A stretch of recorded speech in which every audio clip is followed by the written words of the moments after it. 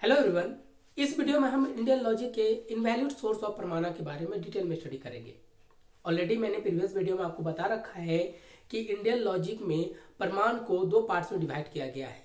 पहला था valid source of प्रमाणा और दूसरा था इनवैलिड सोर्स ऑफ प्रमाणा।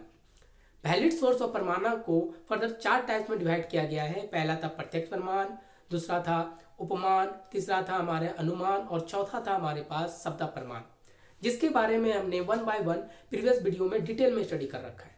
आज हम इनवैलिड सोर्स ऑफ प्रमाणा की बात करेंगे। इनवैलिड सोर्स ऑफ प्रमाणा को दो पार्ट में डिवाइड किया गया है। पहला है अर्थापत्ति, जिसे आप इम्प्लीकेशन भी कहते हैं।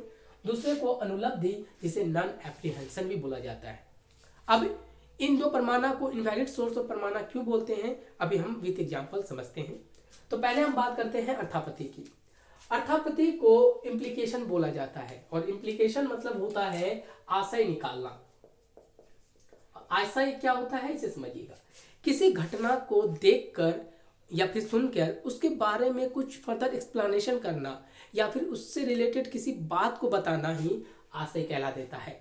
अगर मैं इसके डिफिनेशन की बात करूं तो डिफिनेशन कहता है कि it refers the knowledge that drive from a set of circumstances. कहने का मतलब क्या है, इसे मैं अब अपने लैंग्वेज में समझा देता हूँ। यानी कि इससे आप इस वैसे नॉलेज को गेन करते हैं जो आपके चारों ओर उपस्थित किसी घटना या फिर किसी ऑब्जेक्ट को देखकर या सुनकर आपको ज्ञान प्राप्त होता है। क्लियर है, उसी को बोला जाता है अर्थापत्ति। अब ये डिफिनेशन से पूरी बातें क्लियर नहीं हो रही हैं तो इसे हम एक सिंपल एग्जाम्पल से समझते हैं। अब ये डिफिनेशन क्या कहता है, इसी को एग्जाम्पल से करते हैं। कहा जाता है कि एक आदमी काफी मोटा है और वो दिन को नहीं खाता है। ये काफी पॉपुलर एग्जांपल है कि एक आदमी काफी मोटा है और वो दिन को नहीं खाता है।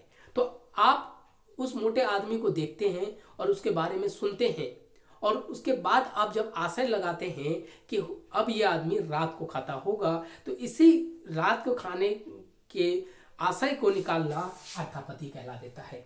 क्लियर है, तो ये चीजें आपने निकाला कैसे कि अपने चारों ओर की चीजों को देखकर और उसके रिगार्डिंग कुछ बातों को सुनकर। यानी इसलिए इसे बोला जाता है कि ये जो नॉलेज गेन कराता है अपने चारों ओर के में उपस्थित चीजों को देखकर या फिर किसी वस्तु को घटित होने से जो आप फर्दर कुछ एक्सप्लेनेशन करते हैं, उसी को अर्थापत्ति बोला जाता है। क्लियर है, ये तो बुक की एक एग्जाम्पल था। अब मैं आपको एक रियल लाइफ का एग्जाम्पल बताता हूँ।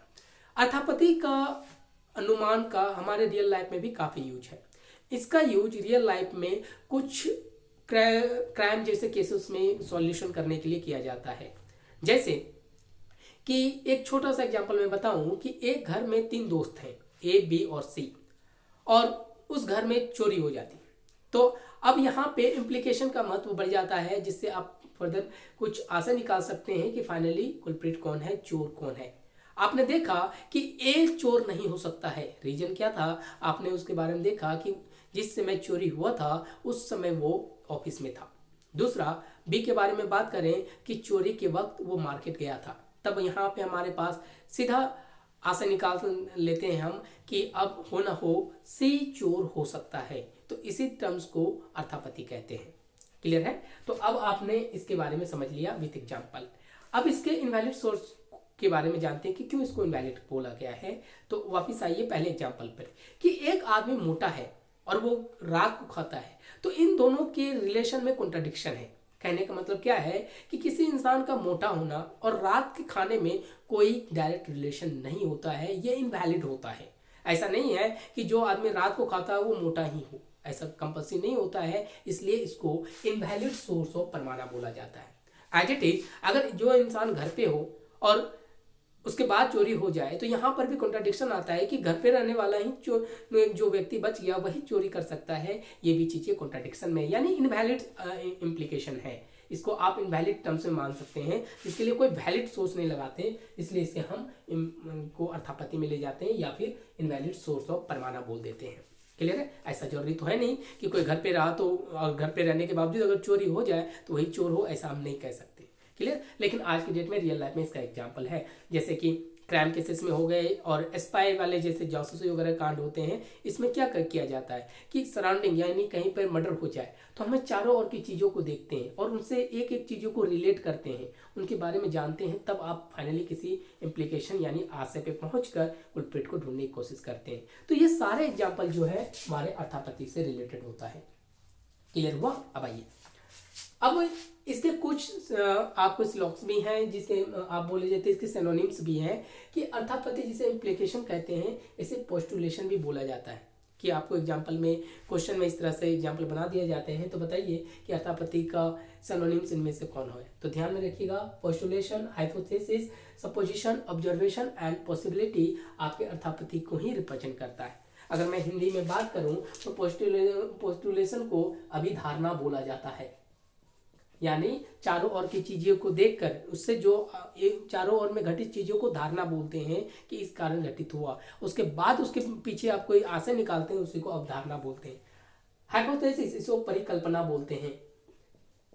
इसमें परिकल्पना ही कहते हैं ना कि एक आदमी के बाद आप देखते हैं वो मोटा है और सुनते हैं कि वो दिन नहीं खाता है, तो आप परिकल्पना ही कहते हैं। एक हाइपोथेसिस फॉर्म निकालते हैं कि वो रात को खाता होगा, इसलिए इसके सिनोनिम्स में आप हाइपोथेसिस का भी नाम ले सकते हैं।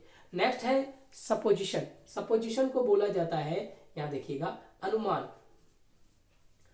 जैसे मैंने कहा कि 3 दोस्त में एक दोस्त ऑफिस में है, दूसरा दोस्त मार्केट में था, तो आप अनुमान लगा लेते हैं कि हो ना हो कि सी ने ही चोरी किया होगा, तो इसे आप अर्थापत्ति के सेंस में सपोजिशन के टर्म्स का यूज करते हैं। नेक्स्ट है हमारे पास ऑब्जर्वेशन, अवलोकन। इसे हिंदी में अवलोकन कहते हैं, यानी इसमें भी हम चीजों को अवलोकन करते हैं, यानी हमारे चारों ओर की चीज़ों के साथ जैसे स्पाई काम करते हैं, छोटे छोटे चीज़ों को मिलाते हैं, घटित चीज़ों को दूसरे चीज़ों के साथ रिलेट करके जब आंसर देते हैं यानी आशय निकालते हैं, उसी को ऑब्जर्वेशन बोला जाता है। नेक्स्ट है हमारे पास पॉसिबिलिटीज, जिसको आप संभावना बोलते हैं। क्लियर है? तो यहाँ पे हम संभावना की तो बात कर रहे हैं, किसी घर में था इसलिए वो चोरी कर सकता है, कुलपिट हो सकता है, तो इन चीज़ों को ध्यान में रखिएगा। तो ये सारे टर्म्स हमारे अर्थापत्ति में यूज होता है, या फिर इसे आप अर्थापत्ति का सिनोनिम्स भी बोल सकते हैं, या फिर इसके सिनोनिम्स भी बोला जा सकता है। क्लियर है? तो ये चारों टर्म्स आप ध्यान में रखिएगा। तो ये आपने अर्थापत्ति को समझा। अब हम समझते हैं अनुलब्धि को। देखिएगा, अनुलब्धि को भी इनवैलिड सोर्स ऑफ परमाना बोला जाता है। क्यों? अभी देखेंगे। और इसे नॉन एप्रीहेंशन बोला जाता है, इसे गैर आशंकित बोला जाता है। कि इसे नॉन एप्रीहेंशन को गैर आशंकित या फिर गैर उपस्थित भी बोला जाता है। अब इसके डिफिनेशन की बात करें तो इसको बोला जाता है कि it drive the knowledge by which we come to know non existence object, यानी जिसे आप अभाव की बात करते हैं। अब इसके डिफिनेशन से बातें क्लियर नहीं हुई, अब इसे हम अपने तरीके से समझते हैं। ये कहता क्या है कि इससे हमें किसी ज्ञान से ऐसे ऑब्जेक्ट के बारे में पता चलता है जो वहां पे उपस्थित नहीं होता है। यानी हमें तो कोई और नॉलेज पता था, लेकिन उस नॉलेज से हम किसी चीज के ना होने का भी नॉलेज गेन कर लेते हैं, उसी को गैर आशंकित या फिर, इसे मैं सही से लिख देता हूं, गैर आशंकित या फिर गैर उपस्थिति की बात करते हैं, जिसे आप हिंदी में अभाव के नॉलेज को गेन करना कहते हैं। अगर आप अभी भी बात पूरी क्लियर नहीं हुई तो इसे हम एग्जाम्पल समझते हैं। पहला एग्जाम्पल मैं आपको बता रहा हूं कि आप कहीं खड़े हैं, आपको किसी क्लास के सामने खड़े हैं और आपने महसूस किया कि क्लास से किसी तरह की आवाज नहीं आ रही है, तो इससे आपने क्या ज्ञान को प्राप्त किया कि अब हो सकता है कि क्लास में टीचर नहीं हो। आपको ये नॉलेज प्राप्त हुआ कि क्लास में से किसी तरह की आवाज़ें नहीं आ रही हैं, तो किसी तरह की आवाज़ नहीं आने से आपने तुरंत एक नए नॉलेज को गेन किया कि वहाँ पर टीचर का अभाव है या फिर वो उपस्थित नहीं है। क्लियर है? तो इसी टर्म्स को अनुलब्धि कहते हैं, यानी जहाँ पर किसी चीज़ की उपलब्धि ना हो। आपको तो सिर्फ ये बताया गया था कि क्लास से आवाज़ नहीं आ रही, तो आपने तुरंत उसमें दिमाग लगा दिया कि यहाँ पर टीचर की अनुपस्थिति है। क्लियर है? अब यहाँ देखिएगा, किसी क्लास से आवाज़ का नहीं आना, ठीक है, तो आपने तुरंत इसमें अपना ज्ञान प्राप्त किया कि क्लास में टीचर नहीं है, लेकिन ये भी कहीं ना कहीं कॉन्ट्राडिक्शन की बातों को बताता है कि ऐसा नहीं हो सकता, कि हमेशा वैलिड नहीं होता है कि क्लास से आवाज़ नहीं आ रही तो इसका मतलब ये नहीं कि क्लास में टीचर नहीं हो हो सकता है कोई और ऐसे कि बच्चों का एग्जाम चल रहा हो या फिर किसी और तरह का स्टडी रिलेटेड एक्टिविटी चल रहा हो जिसमें काफ़ी साइलेंट रहना पड़ रहा हो। तो इस तरह से टर्म्स में देखा गया कि अनुपलब्धि भी कुछ वैलिड सोर्स को नहीं बताता है कि आवाज़ ना आने से टीचर की अनुपस्थिति ही रिप्रेजेंट हो, ये वैलिड नहीं है, इसलिए इसको इनवैलिड सोर्स ऑफ परमाना भी बोला जाता है। बात समझ में आया क्यों अनुपलब्धि को इनवैलिड सोर्स ऑफ परमाना बोला गया। अब मैं आपको एक सेकेंड रियल लाइफ के एग्जाम्पल की बात बताता हूँ। अनुपलब्धि का भी हमारे रियल लाइफ में काफ़ी यूज है।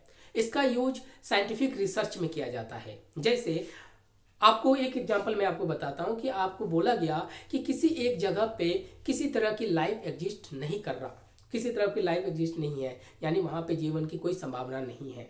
तो आप अगर आपको कोई बोलता है कि कोई एक जगह है जहाँ पे किसी तरह की लाइफ एग्जिस्ट नहीं कर सकता, तो आप तुरंत वहाँ पे दिमाग लगा देंगे कि ऐसा क्यों है। तो आप बोलेंगे वहाँ ऑक्सीजन का अभाव है। आपको ऑलरेडी पता है कि जीवन वहीं एग्जिस्ट करता है जहाँ पे ऑक्सीजन होता है, और जहाँ ऑक्सीजन है ही नहीं तो वहाँ पे लाइफ आप नहीं हो सकता। तो आपको एग्जांपल में सिर्फ इतना बताया गया कि कोई एक जगह है कि कोई भी जगह के बात बोल दे, जैसे कि मार्स की बात बोल लूँ कि मार्स में जीवन एग्जिस्ट नहीं कर सकता, तो आप तुरंत वहाँ बोल देंगे कि वहाँ ऑक्सीजन का अभाव है। तो इस तरह के एग्जाम्पल को अनुपलब्धि कहते हैं।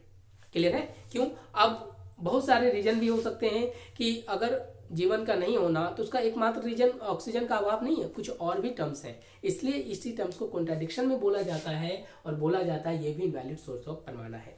अब देखिएगा, ऑल्दो अर्थापत्ति और अनुपलब्धि का हमारे रियल लाइफ में काफ़ी यूज है, लेकिन इसके बावजूद चूंकि ये इनवैलिड सोर्स ऑफ परमाना को रिप्रेजेंट करता है, इसके बावजूद सारे दर्शन या फिर मुनियों ने, ऋषियों ने इसे एक्सेप्ट नहीं किया था। इसे एक्सेप्ट किया था सिर्फ दो मुनियों ने, एक वेदांता है और दूसरा मीमांसा के मुनि थे।